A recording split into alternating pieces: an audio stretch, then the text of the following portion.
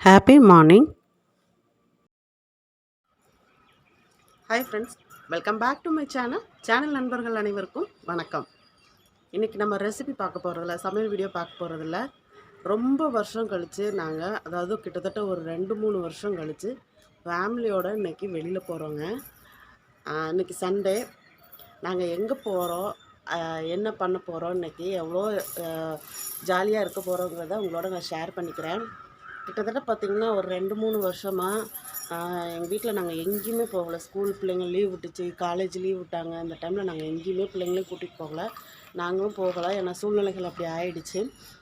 இந்த வருஷம் இவ்வளோ சீக்கிரமாக, மே மாதத்துக்கு முன்னாடியே இவ்வளோ சீக்கிரமாக ஏன் கிளம்புறோம் அப்படின்னா, அதாவது பெரிய பொண்ணுக்கு இப்போது இன்டர்ன்ஷிப் போகிற டைம் ஆகிடுச்சு. இன்டர்ன்ஷிப் போனாங்க அப்படின்னு சொன்னால் அவங்களுக்கு லீவ் கிடைக்காது.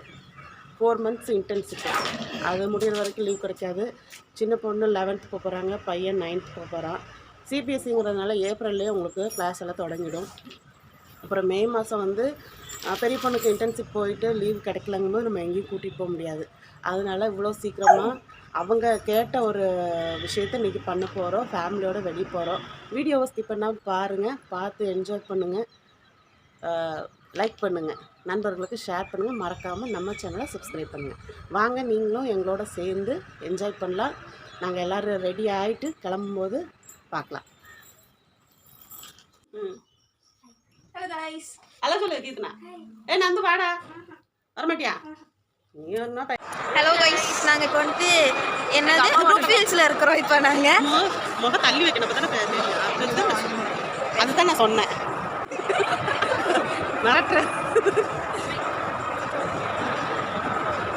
எங்க போறது? இப்போ நடுவில் நின்றுட்டு ப்ரூக்ஃபீல்டு தான் போயிருந்தோம்.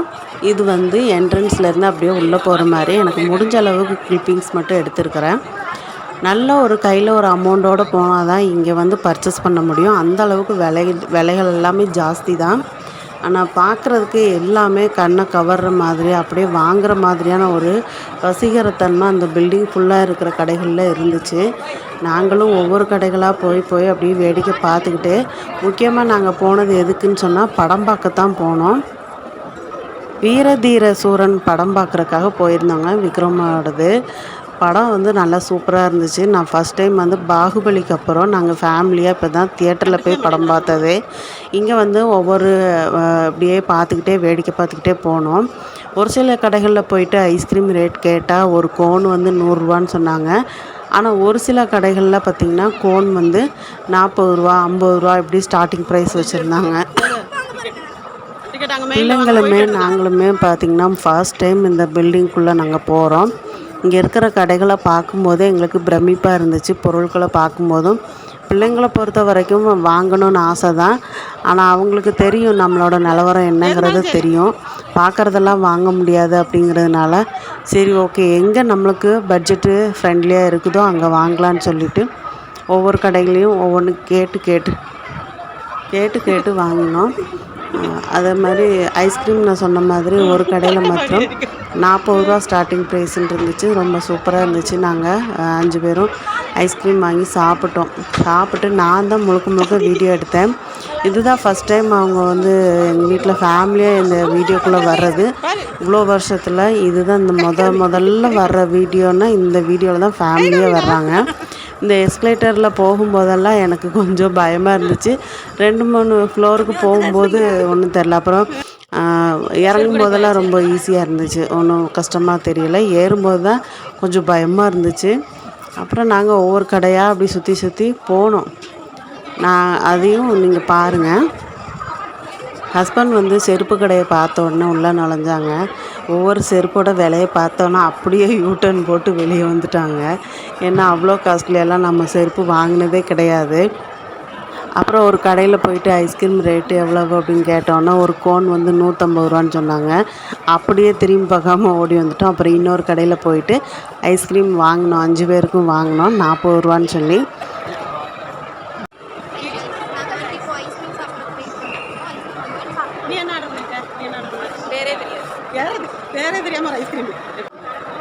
பில்லு போட்டுட்டு எங்கள் பையன்தான் நின்று ஒவ்வொருத்தருக்காக வாங்கி கொடுத்துட்ருந்தான்.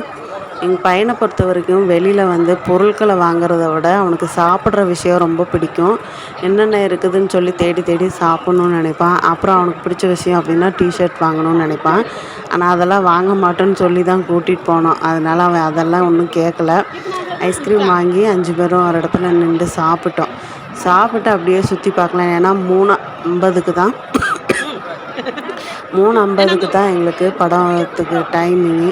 நாங்கள் 1 மணிக்கெல்லாம் ப்ரூக் ஃபீல்ட் போயிட்டதுனால அங்கேருந்து சரி அப்படியே சுற்றி பார்க்கலாம். ஏன்னா ஃபஸ்ட் டைம் போயிருக்கோம் இல்லையா, அப்போ எல்லாம் சுற்றி பார்க்கலன்னா எப்படி சுற்றி பார்த்தா தானே நல்லாயிருக்கும் அப்படின்னு சொல்லிட்டு அப்படியே விசாரிச்சுட்டு அப்படியே ரவுண்ட் அடிச்சுட்டே இருந்தோம். மேலே பார்த்தீங்கன்னா 4th ஃப்ளோரில் ஸ்னோ இது வச்சுருந்தாங்க. ஒரு ஆளுக்கு டிக்கெட்டுக்கு மாத்திரம் 600ரூபான்னாங்க. நாங்கள் திரும்பியே பார்க்கல, ஓடி வந்துட்டோம். இப்போ வந்து இந்த ஒரு பொம்மை கடை ஒன்று இருந்துச்சு. அதில் எங்கள் வீட்டுக்காரர் தான் பொம்மை பார்த்துட்டு இருந்தார். அவருக்கு கொஞ்சம் இந்த டாய்ஸ்னால் இஷ்டம். அதில் ஒரு பொம்மை வாங்கலான்னு பார்த்துட்டு இருந்தார்.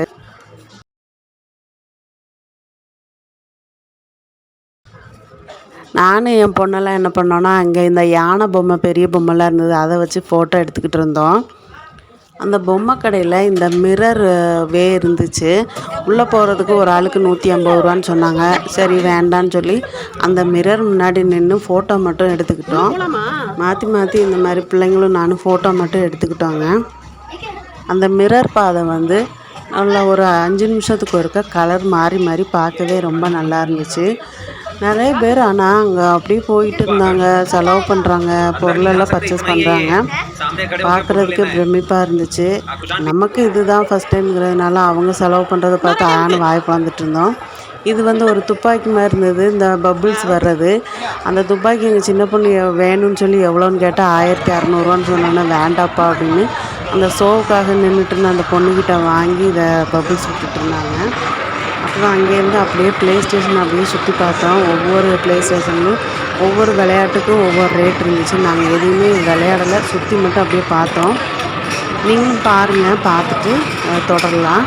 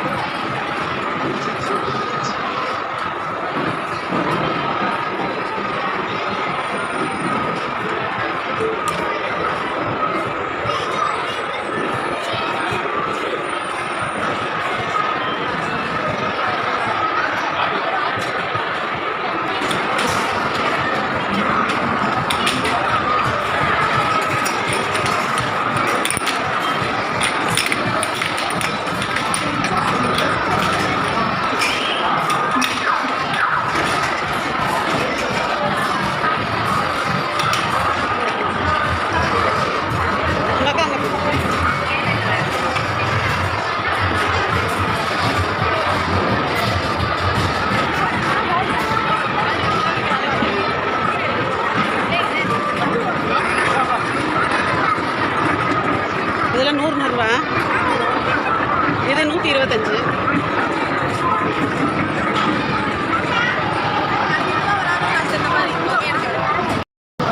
இது வந்து துப்பாக்கி சுடுற இடம்.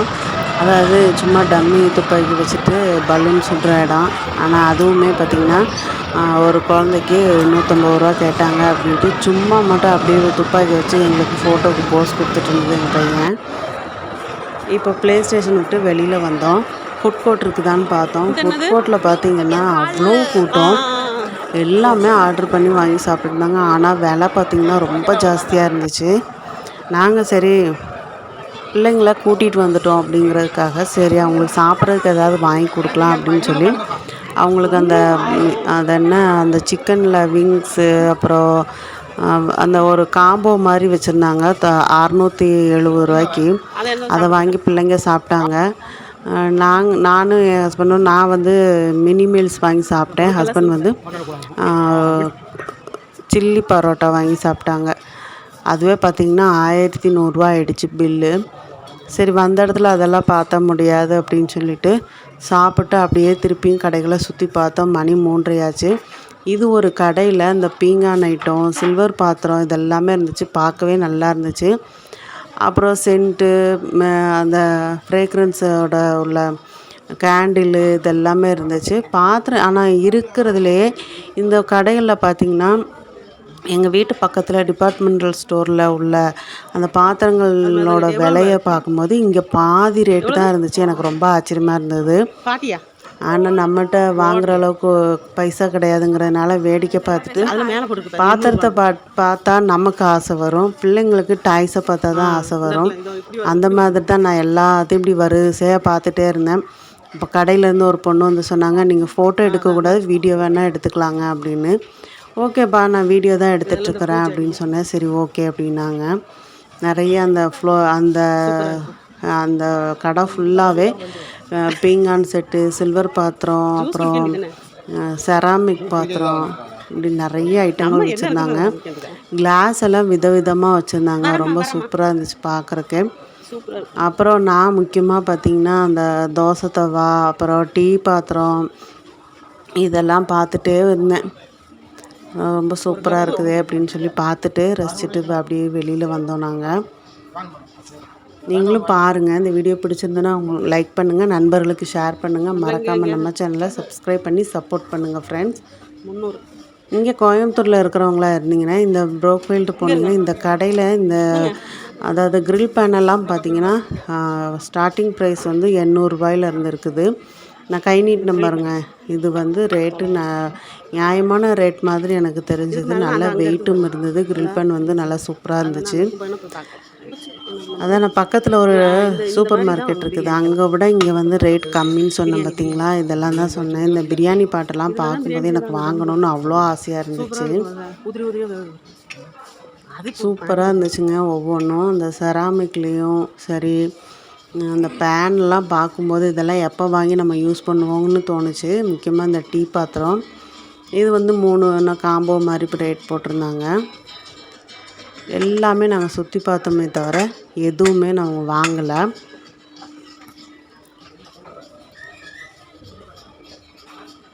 பாத்திரங்களை பார்க்கும்போது தான் நமக்கு ஒரு ஆசை வருது, இதெல்லாம் வாங்கலாம் அப்படின்ட்டு.